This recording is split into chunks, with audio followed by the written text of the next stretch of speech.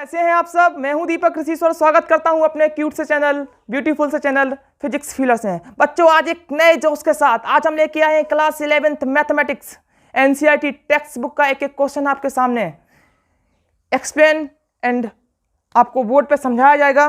बच्चों, class 11th के जो बच्चे मैथमेटिक्स की शुरुआत करना चाहते हैं, यहाँ से आए, एक एक लेक्चर को पढ़ें, समझें और कंसंट्रेशन बना के रखें, जिससे कि आपको हर एक क्वेश्चन, हर एक चैप्टर अच्छी तरीके से समझ में आ सके।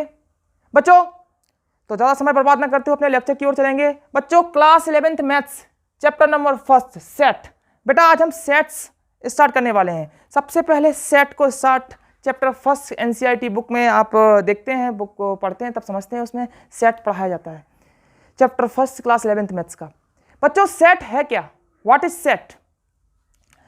तो बेटा हम डालेंगे सबसे पहले डेफिनेशन, इसको डिफाइन करेंगे कि सेट है क्या। What is set? बिल्कुल नया टॉपिक है। बिल्कुल भी ये समझिए कि बिल्कुल बेस से आपको पढ़ा रहा हूं।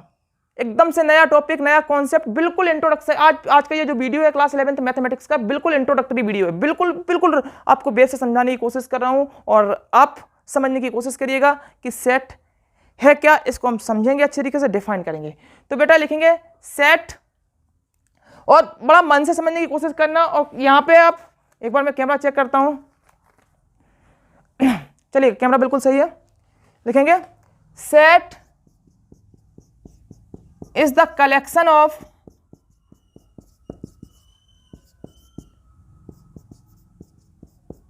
Well defined objects. ये इसकी डेफिनेशन है। Set is the collection of well defined objects. Set जो कलेक्शन है वो वेल डिफाइंड ऑब्जेक्ट का कलेक्शन है। सबसे पहले यहां पे एक कॉन्सेप्ट आता है कि वेल डिफाइंड है क्या। Sir, what is well defined? Well defined है क्या? अभी समझ में आ जाएगा वेल डिफाइंड है क्या। ओके, अभी बिल्कुल अच्छे तरीके से समझ में आ जाएगा कि वेल डिफाइंड है क्या। ठीक है, तो समझते हैं वेल डिफाइंड क्या है। इसको हम लिखेंगे collection should not be change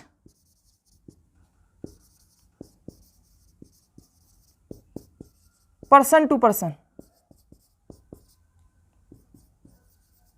चलिएगा, ओके, बिल्कुल ढंग से समझने की कोशिश करते हैं। ठीक है, ये डेफिनेशन है सेट क्या है। Okay, what is set? Set is the collection of well defined objects. Okay, अब वर्ड यहां पे लिखा है सर वेल डिफाइंड क्या है? वेल डिफाइंड समझाइए। वेल डिफाइंड क्या है? Collection should not be change person to person. Well defined का मतलब क्या होता है कि हम पर्सन को चेंज करते हैं पर उसके जो कलेक्शन है वो चेंज नहीं होना चाहिए। Collection should not be change person to person, change नहीं होना चाहिए, कलेक्शन चेंज नहीं होना चाहिए। ये होता है वेल डिफाइंड। अभी एग्जांपल से समझेंगे तब समझ में आ जाएगा कुछ तरीके से। ओके, क्लियर हुआ ना? ये बात क्लियर हुई बेटा?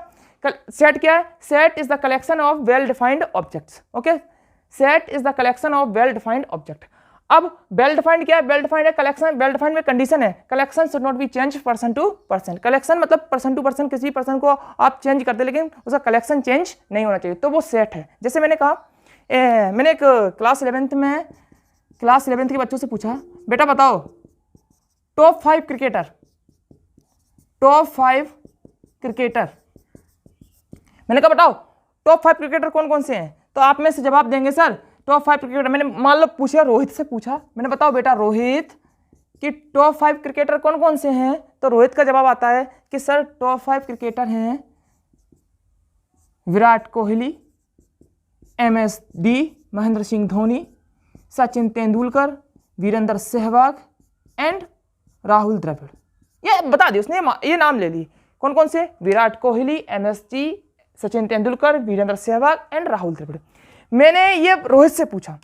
अब मैंने यही चीज समझना ठीक से, अगर मैंने यही चीज मान लो अंकित से पूछी, नहीं बेटा अंकित आप बताओ टॉप 5 क्रिकेटर, तो टॉप 5 क्रिकेटर अंकित बताएंगे कि सर टॉप 5 क्रिकेटर हैं मेरे सामने ऋषभ पंत,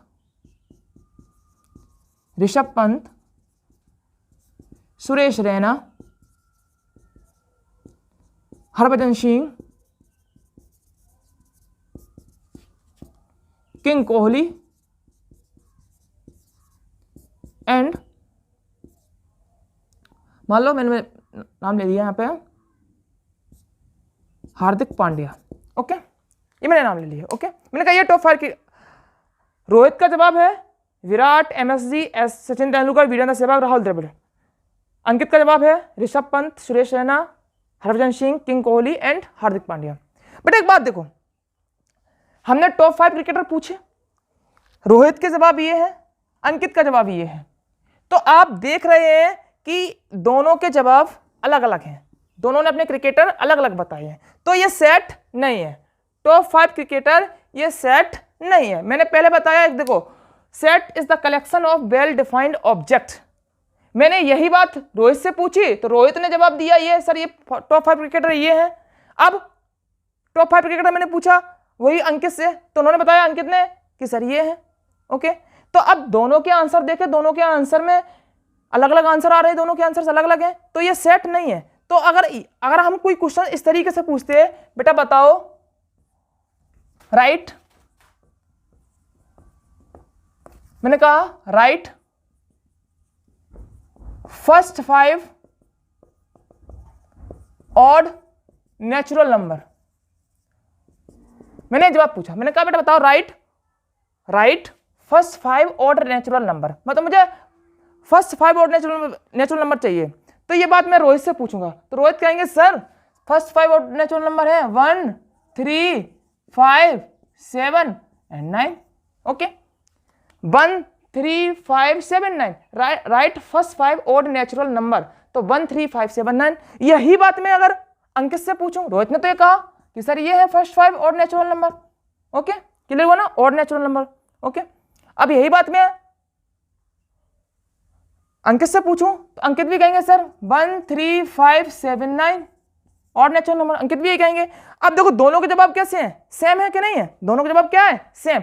तो बेटा ये क्या है, ये आपका सेट है, सॉरी ये आपका क्या हो गया, सेट। सेट का मतलब क्या होता है कि set is the collection of well defined, और वेल डिफाइंड में क्या, collection should not be change % to %, collection should not be change, जो कलेक्शन है वो चेंज नहीं होना चाहिए। ये बात समझ में आ रही है ना, कलेक्शन चेंज नहीं होना चाहिए। यहां पे कलेक्शन चेंज हो रहा था इसलिए सेट नहीं है, यहां पे कलेक्शन चेंज नहीं हो रहा तो ये सेट है। ओके, कलेक्शन अगर चेंज नहीं हुआ, collection should not be change % to %। Okay, collection change नहीं है तो सेट है, कलेक्शन चेंज हो गया तो सेट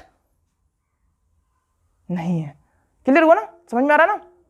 अगर यहां पूछते टॉप 5 क्रिकेटर, हम पूछते विकेट्स में मोस्ट विकेट टेकर्स, तो अब मोस्ट विकेट टेकर में इनका भी जवाब वही होता, इनका भी जवाब वही होता। यहां लिखते हैं फ्रॉम इंडिया की तरफ से मोस्ट 5 विकेट टेकर, या हम पर्सनली पूछ देते, पार्टिकुलरली पूछते हम आपसे कि ओडीआई में बताओ, तो आप ओडीआई में बताते कि ये है। ठीक है, समझ में आ रहा ना। तो वेल डिफाइंड जो है वो ही आपके सेट होंगे, वो वेल डिफाइंड नहीं है, वो सेट नहीं है। ओके, तो बेटा आप इसको लिख सकते हैं, समझ सकते हैं। एक मिनट में स्क्रीनशॉट लें, वीडियो को पॉज करें और लिखने की कोशिश करें यहाँ पे। ठीक है बेटा, ओके, क्लियर हुआ ना, समझ में आया। ओके, अब इसको रफ करें बेटा, हटाएं इसको। ठीक है, हटाते हैं, हटाएं इसको बेटा। ठीक है, इसको हटाते हैं।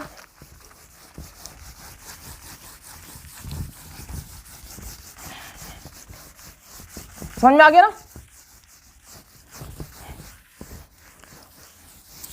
क्लियर हुआ ना। कोई दिक्कत, कोई समस्या, कोई डाउट तो नहीं बेटा, मन में कोई क्वेश्चन तो नहीं, कोई क्वेश्चन हो रहा तो आप पूछ सकते हैं बेटा। समझ में आ रहा ना। अब बेटा लिखेंगे प्रॉपर्टीज ऑफ सेट। बेटा क्या लिखना है, प्रॉपर्टीज ऑफ सेट, हेडिंग डालेंगे प्रॉपर्टीज ऑफ सेट, अच्छे से सुंदर से हेडिंग डालेंगे,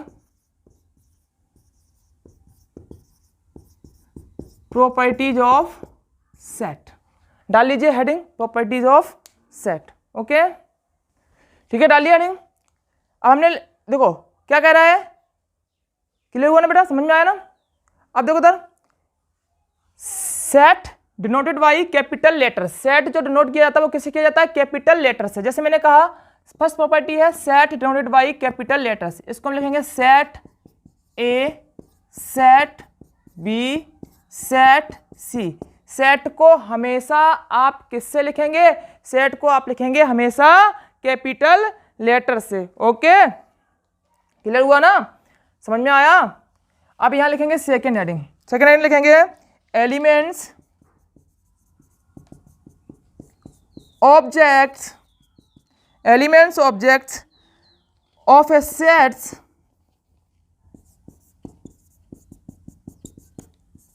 are written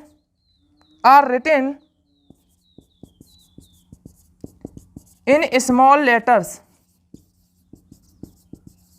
देखो क्या लिखा है, एलिमेंट्स, अभी बताएंगे। जैसे एलिमेंट्स मैंने लिखा था 3, 5, 7, 9, ये इसके एलिमेंट्स होते हैं 1, 3, 5, 7, 9। और जो एलिमेंट लिखते हैं ना, इनके बीच में जो कॉमा लगा के हम इनको एलिमेंट को लिखते हैं, ठीक है। कॉमा लगा के भी समझा देंगे, कि एग्जांपल करें तो समझ में आ जाएगा आपको।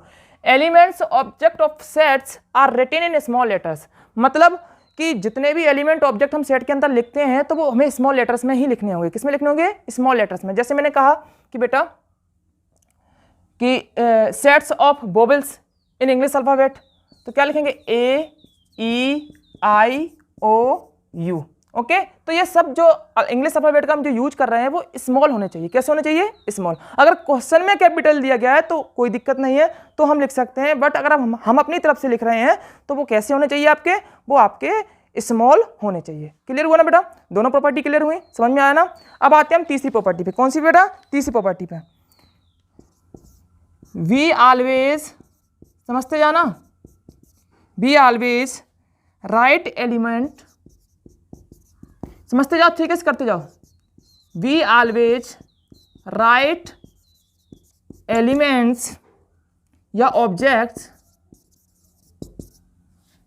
इज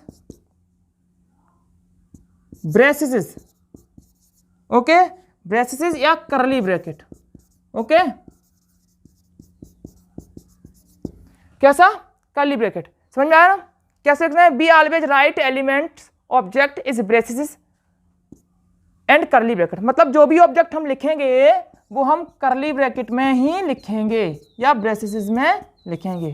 समझ रहे ना? ये आपके ब्रेसिस होते हैं और ये आपके या तो करली ब्रैकेट बोलो या इन्हें ब्रेसिस बोलो। समझ में आया कि नहीं आया? Be always right elements object is braces करली ब्रैकेट। समझ में आया ना? क्लियर हुआ ना? 3 प्रॉपर्टी है इसकी, अभी आगे और समझा रहे हैं। समझ में आ गया ना? अभी 3 प्रॉपर्टी है, क्लियर हुई। अभी आपको 3 प्रॉपर्टीज क्लियर हुई। कौन सा? Set denoted by capital letter, set A, set B, set C. हमेशा ए इक्वल्स टू लिखना है, बी इक्वल्स टू लिखना है, सी इक्वल्स टू लिखना है। समझ में आया ना? समझ में आ रहा ना?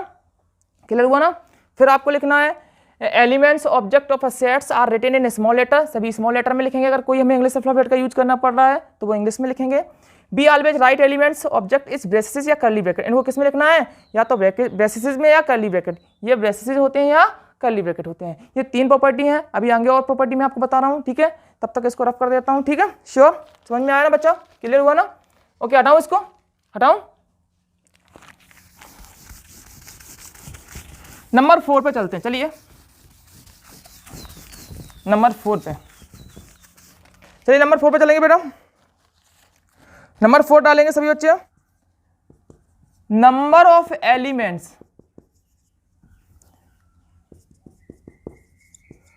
ए इक्वल्स टू 1, 2, 3, 4। तो इसमें कितने बेटा? इस सेट ए है, इसमें 1, 2, 3, 4, 5 ये एलिमेंट है। तो मैंने कहा इसका साइज क्या है, तो आप लिखेंगे, बताएंगे सर इसमें साइज है n A equals to 5। Okay, कितने नंबर ऑफ एलिमेंट है? इसमें 5 है। ओके, तो number of element in set A n A. Okay, इस तरीके से इसको रिप्रेजेंट किया जाता है, इस तरीके से इसको लिखा जाता है। समझ में आया ना? आया? क्लियर हुआ ना बेटा? Yes no? नंबर 5 आपका कहता है element objects should not B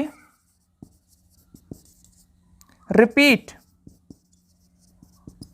okay, should not be repeated. Element और object should not be repeated, मतलब एलिमेंट और ऑब्जेक्ट को रिपीट नहीं करना है। जैसे मैंने कहा कि कोई वर्ड दिया कि बेटा इलाहाबाद को लिखो सेट के फॉर्म में। ओके, इलाहाबाद को लिखो सेट के फॉर्म में, तो क्या लिखेंगे?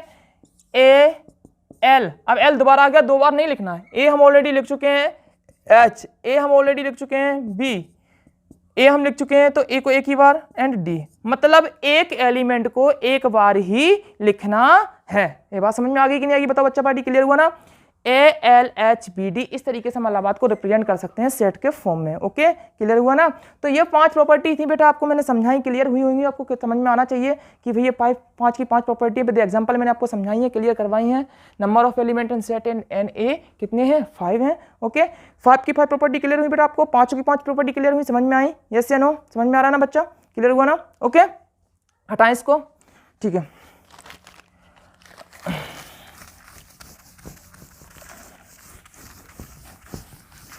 अब बेटा एक कुछ इससे हटके कुछ एक चीज देखो, आज इंट्रोडक्टरी वीडियो है, थोड़ा सा बेस रहेगा, समझाने में थोड़ी आपको दिक्कत हो सकती है कि सर क्या पढ़ा रहे हैं। बेटा सिर्फ बेस है, समझने की कोशिश करिएगा, आप अच्छी तरीके से क्लियर हो जाएगा। ओके बेटा, एक बात समझो, यहाँ पे एक वर्ड आपको, एक ग्रीक सिंबल आपको पढ़ना पड़ेगा। एक ग्रीक में सिंबल है, ग्रीक लैंग्वेज में सिंबल है,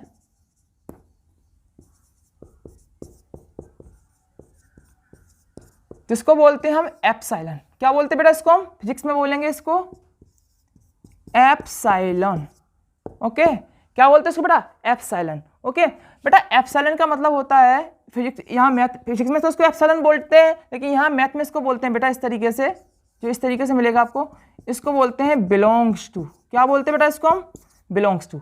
बिलोंग्स टू का मतलब क्या रहेगा, समझा रहे आपको। बिलोंग्स टू का मतलब क्या है? जैसे मेरे पास ये सेट है, ओके, कोशिश करना समझने की। ओके, मैंने लिखा ए इक्वल्स टू 1 2 3 4 5। ओके, ये सेट है, तो मैं क्या लिखूंगा? क्या 1 सेट ए में बिलोंग कर रहा है? क्या 1 सेट ए में बिलोंग कर रहा है? क्या 1 सेट ए में है? अगर ये एलिमेंट सेट ए में है तो ये बिलोंग्स टू है, तो 1 belongs to A. Okay, 1 belongs to A, तो ये है मतलब कि अगर कोई एलिमेंट उस सेट में है तो उसको हम इस तरीके से रिप्रेजेंट कर सकते हैं, 1 बिलोंग्स टू ए। अगर मान लो मैं लिख दूं 7 बिलोंग्स टू ए, क्या 7 इस सेट में है? क्या 7 इस सेट में है? बच्चा बताओ, क्या 7 इस सेट में है? नहीं है 7 इस सेट में। तो जब 7 इस सेट में नहीं है तो हम इसको लिखेंगे 7 नॉट बिलोंग्स टू। क्या लिखेंगे बेटा? 7 नॉट बिलोंग्स टू। जब देखो ये बिलोंग्स टू हो गया और इसको हम इस तरीके से कर दें, इस तरीके से हम यहाँ तिरछी लाइन करके इसको ऐसे कर दें तो ये नॉट बिलोंग्स टू हो जाएगा। क्या पढ़ेंगे इसको बेटा? फिर इसको पढ़ेंगे नॉट बिलोंग्स टू। ओके, तो 7 not belongs to set A. अगर वो एलिमेंट उस सेट में है तो बिलोंग्स टू है, अगर वो एलिमेंट उस सेट में नहीं है तो नॉट बिलोंग्स टू है। क्लियर हुआ ना बच्चों? समझ में आया? यस या नो? क्लियर हो रही है ना बात मेरी? क्लियर हो रही है बेटा? आपको समझ में आ रही है ना? चलिएगा, अब इसको हटा के आप इसको लिखना चाहें तो लिख सकते हैं बेटा, अगर आपको चाहिए कि इसको लिखना पड़ेगा, नहीं तो आप स्क्रीनशॉट लेके इसको आप लिख सकते हैं, नहीं तो कोई ज़रूरत नहीं है, आप चाहें तो। ठीक है, अब बेटा एक लास्ट टॉपिक रहेगा आपका, रिप्रेजेंटेशन ऑफ सेट। आखिर सेट को कितने तरीकों से रिप्रेजेंटेशन करते हैं? देखो रिप्रेजेंटेशन ऑफ सेट ये ऐसे लिखेंगे, मेथड ऑफ रिप्रेजेंटेशन ऑफ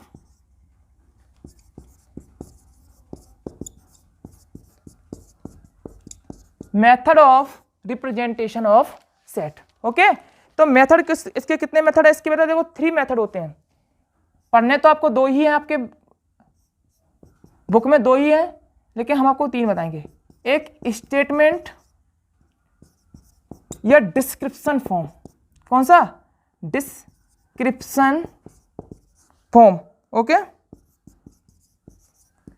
एक स्टेटमेंट या डिस्क्रिप्शन फॉर्म। दूसरा बेटा आपका रहेगा, दूसरा जो कॉन्सेप्ट आपका रहेगा बेटा, रोस्टर या टेब्यूलर फॉर्म। कौन सा बेटा? रोस्टर या tabular form.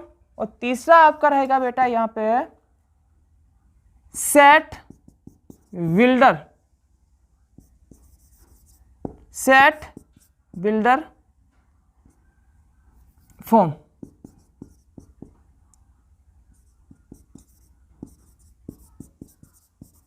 Okay, set builder form कितने आपको तरीके पढ़ने हैं रिप्रेजेंटेशन करने के? 3 टाइप्स, स्टेटमेंट या डिस्क्रिप्शन फॉर्म, रोस्टर या टेबुलर फॉर्म या सेट बिल्डर फॉर्म। ओके, तीनों को एक एक करके समझने की कोशिश करते हैं कि क्या होता है स्टेटमेंट या डिस्क्रिप्शन फॉर्म, क्या होता है रोस्टर फॉर्म और क्या होता है set builder form. Statement form ये होता है, जैसे मैंने कहा A is the set of odd number, समझना ठीक से क्या मैं लिख रहा हूं यहां पे, कोशिश करना। देखो आपका जो स्टेटमेंट या डिस्क्रिप्शन फॉर्म होता है वो क्या होता है, वो होता है A is the set of odd, या लिखेंगे ऑड नेचुरल नंबर।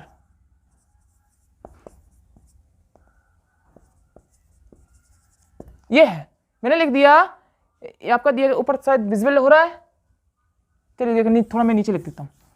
मैंने लिख दिया इस तरीके से, देखो स्टेटमेंट फॉर्म को, A is the set of odd natural number less than 13, ये मैंने लिख दिया।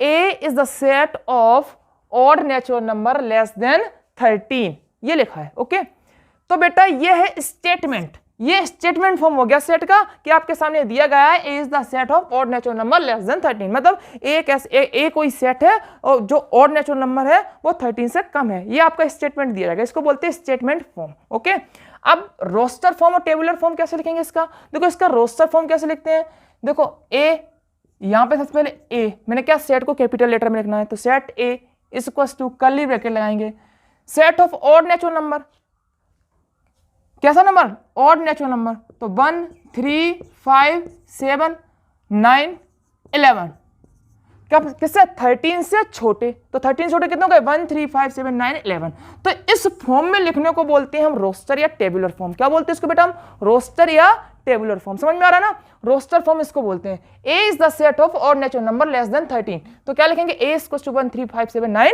11, ये आपका हो गया रोस्टर फॉर्म। ठीक है, अब आता है set builder form. Set builder form कैसे लिखते हैं, उसको लिखने के लिए क्या करेंगे, A equal to X such that X, देखो एक्स क्या है, एक्स इन सारे एलिमेंट्स को कंटेन कर रहा है, एक्स क्या है, इन सारे एलिमेंट को कंटेन कर रहा है। ओके, क्या कर रहा है, इन सारे एलिमेंट को कंटेन कर रहा है। ठीक है, और एक्स की कोई प्रॉपर्टी है, एक्स की भी कोई प्रॉपर्टी है भैया, क्या प्रॉपर्टी है, एक्स है क्या, ये सब है क्या, x is the odd number, odd natural number less than 13। Okay, इसको बोलते हैं हम सेट बिल्डर फॉर्म। क्या बोलते हैं इसको बेटा हम, x such that x, x क्या, एक्स की एक प्रॉपर्टी है, क्या प्रॉपर्टी इसकी, is the odd number, odd natural number less than 13, या इसको हम इस तरीके से लिख सकते हैं, A equal to X such that X belongs to N, N क्या है, नेचुरल नंबर। ओके, नेचुरल कैसे, ऑड नंबर लेस देन 13, इसको बोलते हैं हम सेट बिल्डर फॉर्म। समझ में आया ना सेट बिल्डर फॉर्म कैसे, एक्स सच दैट, एक्स क्या है, एक्स इन सारे एलिमेंट्स को कंटेन कर रहा है और एक्स की कोई प्रॉपर्टी है, वो प्रॉपर्टी क्या है, ये है। ओके, अच्छा मैं एक एग्जांपल दे रहा हूं, उसमें आपको मैं स्टेटमेंट में दूंगा, आपको उसका रोस्टर और टेबुलर और रोस्टर या टेबुलर फॉर्म बनाना है, या आपको उसका और आपको उसको सेट बिल्डर फॉर्म भी बनाना है। ठीक है, दोनों फॉर्म आपको बनाने में एक फॉर्म में दे रहा हूं। ठीक है, चलो लिखो, यहां पे लिखेंगे, इसको रफ कर दें, पहले आपको लिखना है B is the set of integers. Okay, is a set of integers